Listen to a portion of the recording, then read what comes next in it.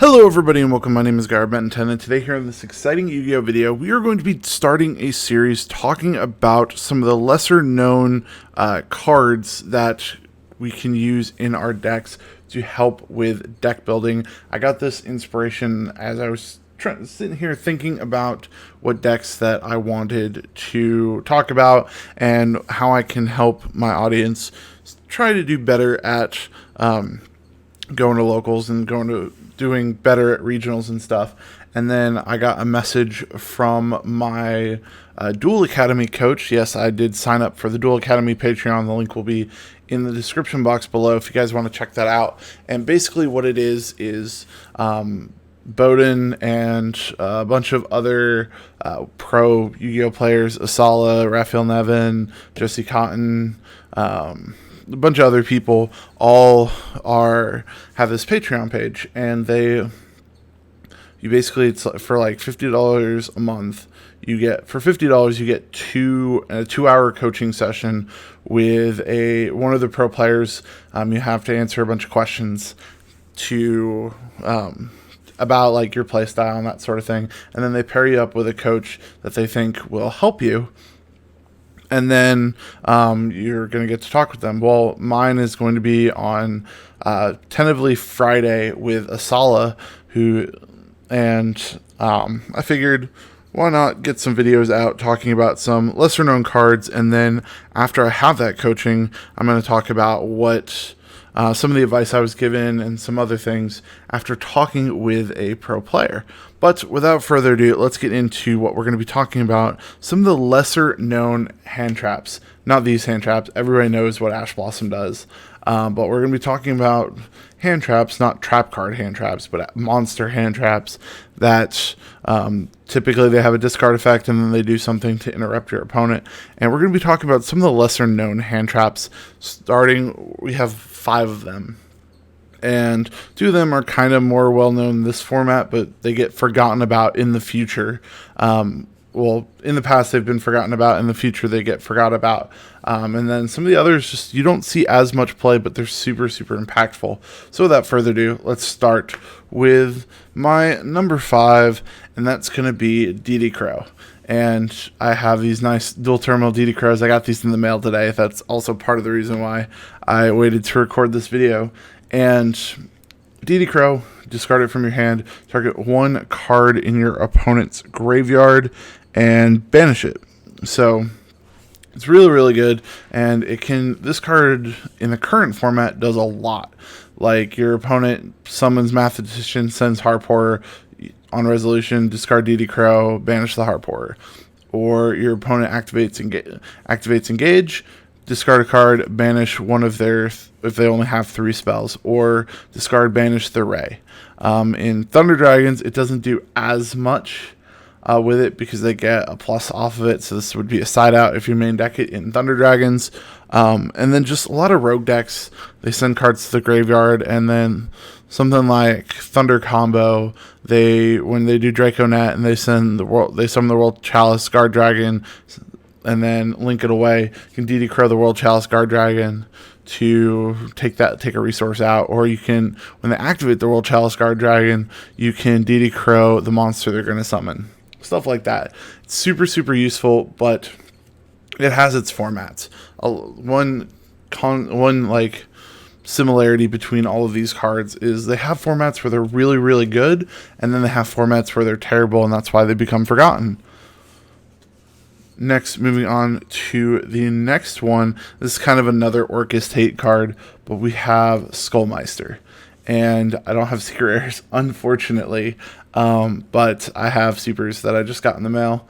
And basically what Meister does is you discard it when your opponent activates a card that activates in their graveyard. You could discard it to negate that effect. So something like Harp Horror or any of the Orcus monsters, you can negate the activation for that. And then something like Ray, when it comes back, you can negate the activation. And just stuff like that. It has a lot of things against Altergeist. You can negate the Mellowseek, things like that. And what I like about Skullmeister over Didi Crow is Didi Crow is a level 100 attack, 100 defense. Skullmeister 1700 attack, and while I've been playtesting Sky Orchest for potentially a regional next weekend, depending on how my conversation goes with Asala, the amount of times where I have like a mathematician then negate it, and then I have to normal summon a Skullmeister next turn, we just start playing beatdown. It's really, really great. But yeah, this card, any format that has a lot of graveyard activations would be some time where you would want to play Skullmeister. I feel like this card would mostly be a side deck card in those formats, depending on how many decks they are. But right now, with Orcus so prevalent, this is definitely kind of a main deck card. And now that we have the Orcus kind of hate out of the way, that everybody kind of sort of knows about, now we're going to talk about some cards that whenever people play them in their deck lists and they do well, they get a kind of a funny look. This card got some hype around it when the guy, I'm sorry, I don't remember his name, topped a regional playing Vanity's Fiend Stun, and that is Cerebus the Ancient and Ascend. And people look at this card and they're like, that's a ritual monster, how is it a hand trap? And like, I don't think I've ever seen anybody actually ritual summon this card. But what it does is you can discard it from your hand when your opponent activates an effect that targets a monster you control, and then negate it. And so the way the person used this card in the Vanity's Fiend Stun is obviously you hear what they have. They have Vanity's Fiend or Christia or Vanity's Ruler. And if your opponent like impermanence it, Veilered it, whatever, then you could just discard this and it would negate it. So it's really good. This is kind of more of this is something where I would play it in like Draco, not really Draco, but when you have a boss monster that you want to protect a lot, and they may have protections from like destruction or something, but they don't have protection from targeting or like card effects, this is a card that I would look into playing and see, oh, well, that's a card. It helps protect my boss monster. Now this is also kind of a forgotten hand trap, because it has its own archetype of hand traps, and that is Saipem Gamma. And with the Gamma, you have to play the one driver. And the reason why I say this is kind of forgotten hand trap is really a lot of decks don't use this. Like, I've played at a couple regionals and a bunch of locals and played this card, and everybody's like, oh, I didn't expect that, because they're all expecting like Ash or Skullmeister, Didi Crow, or Ogre, or those kinds of cards.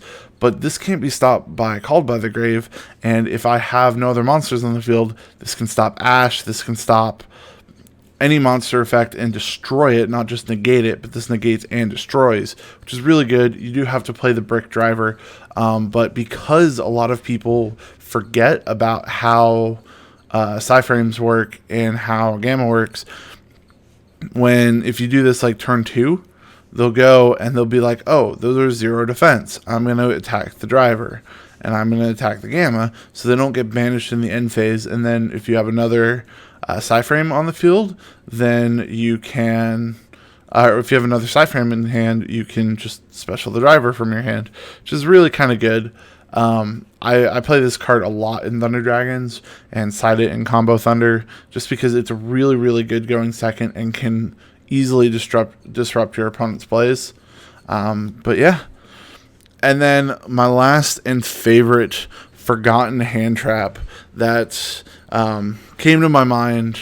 This isn't a very competitively viable hand trap unless you're playing Grand Maju Stun, and then it kind of is, but it's Battle Fader, and I have my nice ulti Battle Faders for this.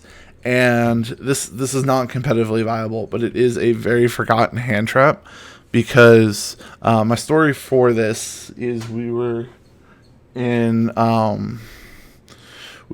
YCS Atlanta, and in YCS Atlanta before the tournament we had a kind of a 3v3 practice tournament at one of the locals, and our first round opponents were Raphael Nevin and his team.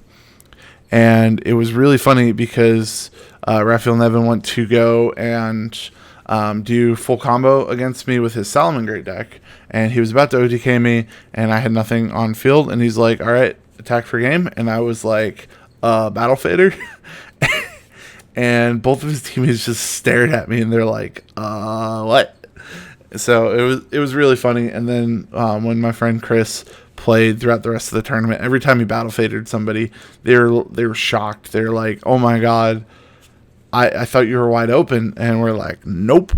So this has some troll capabilities in it, and I am working on an updated version of Grand Maju Stun, so stay tuned for that. But yeah, this is probably the #1 most forgotten hand trap because it's not super competitively viable.